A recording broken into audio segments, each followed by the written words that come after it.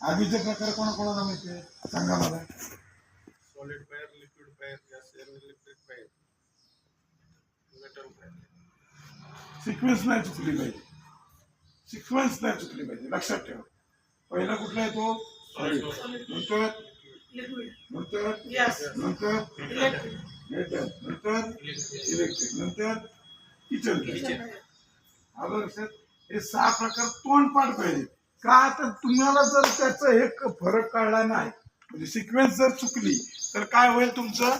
Cylinder वापरायचं. Cylinder नाही म्हणत त्याला, सिलेंडर हे एक ना लक्षात ठेवा. आपण माझं पण तोडून कधी कधी येतो ते, कारण ते लोकांचं सिलेंडर नाही म्हणत त्याला. सिलेंडर म्हणजे काय, सिलेंडर ही एक आकृती आहे, जसं नाही काय सर्कल, स्क्वेअर, रेक्टँगल, एक चौकोन, त्रिकोण वगैरे आहेत ना, तसा सिलेंडर हा आकृतीचा प्रकार आहे. फायर एक्सटिंग्विशर हा त्याचा ओरिजिनल शब्द आहे, लिहून घ्या.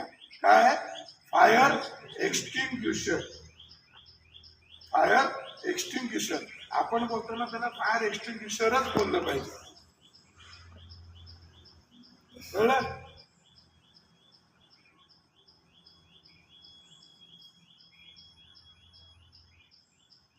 आता आगीचे प्रकार तुम्ही लिहून घेतले बरोबर. काय काय ते बघा, ते करत ना करायला पण नाही होता आमच्याकडे. वही घ्या ना तिथली. खरंच आपल्या ह्याच्यात नाही आहेत ना रजिस्टर. व्हिडिओ पॉज केलं, व्हिडिओ